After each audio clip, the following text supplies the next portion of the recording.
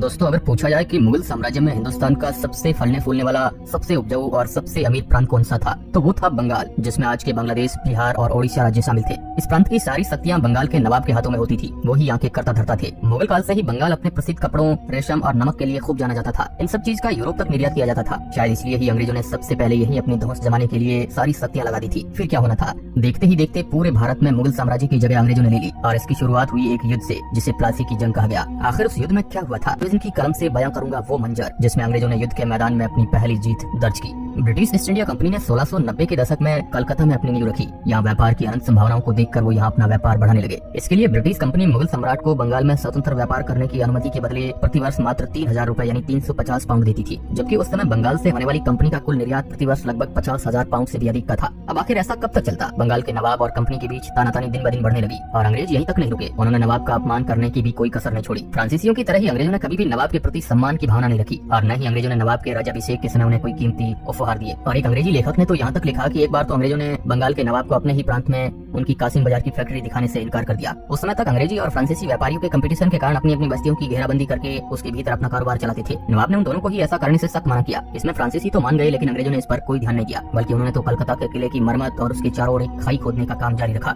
नवाब ने फिर मना किया और कहा कि तुम व्यापारी हो, तुम्हें किले की क्या आवश्यकता है। मेरी सुरक्षा में रहते हुए तुम्हें किसी भी शत्रु का भय नहीं होना चाहिए। इस पर अंग्रेजी अधिकारी ने जवाब दिया कि ये खाई भर दी जाएगी, परंतु मुसलमानों के सिरों से। ये सुनते ही नवाब ने तुरंत ही अंग्रेजों को इसकी सजा देने की ठानी और 4 जून को नवाब ने अंग्रेजों की कासिम बाजार की कोठी पर हमला कर उसे कब्जा लिया। फिर 5 जून को कलकत्ता पर आक्रमण करने के लिए चल पड़े। 16 जून को वहां पहुंचकर आक्रमण कर दिया। 3 दिन बाद तक ज्यादातर अंग्रेज जहाज में बैठकर भाग गए। 20 जून को नवाब ने किले पर अधिकार कर लिया। उसने कलकत्ता का नाम भी बदलकर अलीनगर रख दिया। और फिर यहाँ पर हुई काल कोठरी की घटना, जिसने प्लासी की जंग की नींव रखी। कहा जाता है कि 146 अंग्रेज कैदियों को नवाब ने 18 फीट लंबी और 14 फीट चौड़ी एक छोटी सी अंधेरी कोठरी में 20 जून 1756 की रात को बंद करा दिया गया। जून की गर्मी के कारण 21 जून 1756 की सुबह तक उनमें से 123 लोग दम घुटने से मारे गए और केवल 23 लोग ही बचे, जिन्हें नवाब ने छोड़ दिया। इस घटना को अंग्रेज अधिकारियों ने लंदन में बहुत बड़ा चढ़ाकर बताया। हालांकि आज के इतिहासकार इस घटना को नहीं मानते हैं। बाद में कंपनी ने 1757 में रॉबर्ट क्लाइव को बंगाल गवर्नर नियुक्त करके भारत भेजा।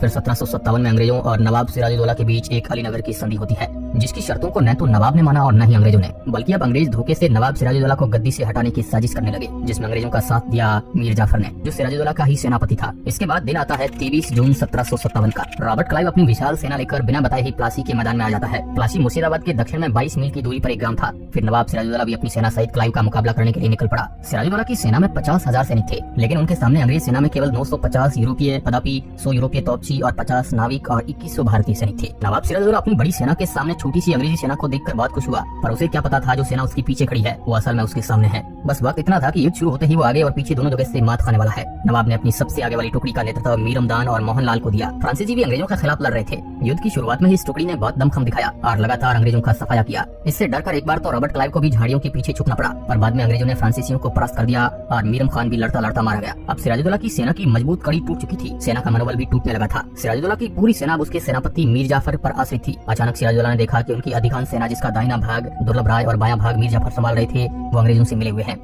नवाब साहब तुरंत समझ गए कि उसके साथ बहुत बड़ा धोखा हुआ है। हालांकि मीर जाफर पहले भी सिराजुद्दौला के खिलाफ षड्यंत्र कर चुका था, पर फिर भी उसको सेना की इतनी बड़ी जिम्मेदारी दी गई। ये सिराजुद्दौला की सबसे बड़ी भूल थी। मीरमदान की मौत के बाद सिराजुद्दौला सुस्त पड़ गया। उसके बाद भी फ्रांसीसी तोपची थे, जिन्होंने शुरू में तो बहुत गोलाबारी की, लेकिन बाद में शायद उन्हें भी सिराजुद्दौला के समर्थन पर शक होने लगा। इस बीच अंग्रेजी सेना के गिने चुने सैनिक और तोपची प्लासी के मैदान में त्राहिमाम मचा रहे थे। नवाब की तोपें बहुत भारी थी, उन्होंने मैदान में यहाँ ले जाना बहुत मुश्किल था। और इधर भारतीय बंदूकों की मारक क्षमता भी इतनी अच्छी नहीं थी, लेकिन अंग्रेजों की हल्की फुल्की तोपें और दूर दूर तक मार करने वाली बंदूकें लगातार सिराजुद्दौला की सेना को पीछे धकेल रही थी। इन सब के अलावा नवाब ने सेना में हाथियों का इस्तेमाल भी उसे लगातार हार की तरफ धकेलते जा रहा था। हाथी की ऊंचाई पर बैठा सैनिक जब तक कुछ कर पाता, अंग्रेजी सैनिक उसे दूर से बंदूक से मार गिराते। अब सिराजुद्दौला की बड़ी सेना ही उसकी दुश्मन बन गई थी। वो लोग आपस में ही एक दूसरे से टकराते, जब तक तो अंग्रेजी सेना का घोड़ा उन्हें ध्वस्त कर देता। नवाब के घुड़सवार भी अंग्रेजों के ट्रेड किए हुए पैदल सैनिकों के सामने बिल्कुल निकम्मे साबित हुए। और इधर सिराजुद्दौला ने भी मन ही मन अपनी हार स्वीकार कर ली। सिराजुद्दौला एक बहुत अयोग्य योद्धा साबित हुआ। उसने हारती हुए सेना का मनोबल बढ़ाकर उन्हें उत्साहित करने की बजाय वहां से भागना ही सही समझा। जानकारों के मुताबिक प्लासी के मैदान में सिराजुद्दौला की ऐसी स्थिति केवल और केवल सिराजुद्दौला की नाकाम रणनीति के कारण हुई थी, क्योंकि सिराजुद्दौला को मैदान की स्थिति का अच्छी तरह पता था। अगर वो युद्ध शुरू होने से पहले ही फ्रांसीसी तोपचियों को ऊंचे स्थान पर बैठाकर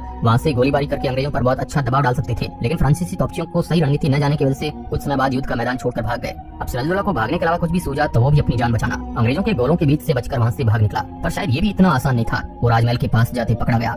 पीछे सेना ने सरेंडर कर दिया। 2 जुलाई 1757 ईस्वी को सिराजुद्दौला को मुर्शिदाबाद भेज दिया गया। वहाँ पर मीर जाफर के बेटे मीरन ने मोहम्मद बेग से उसका कत्ल करवा दिया। 24 जून को मीर जाफर मुर्शिदाबाद पहुंचा और 5 दिन बाद 29 जून 1757 को रॉबर्ट क्लाइव ने वहाँ पहुंचकर उसे बंगाल, बिहार और ओडिशा का नवाब घोषित कर दिया। मीर जाफर ने पहले से ही हुए समझौते के अनुसार अंग्रेजों को संतुष्ट करने के लिए बंगाल के 24 परगना यानी 24 गांवों के समूह की जिम्मेदारी दे दी। हालांकि मीर जाफर भी अंग्रेजों की मंशा को संतुष्ट करने में असफल रहा, इसलिए उसे अंग्रेजों द्वारा सिंहासन से हटाकर उसके दामाद मीर कासिम को बैठा दिया। तो दोस्तों आज के लिए बस इतना ही, मिलते हैं किसी अगले वीडियो में, तब तक के लिए धन्यवाद।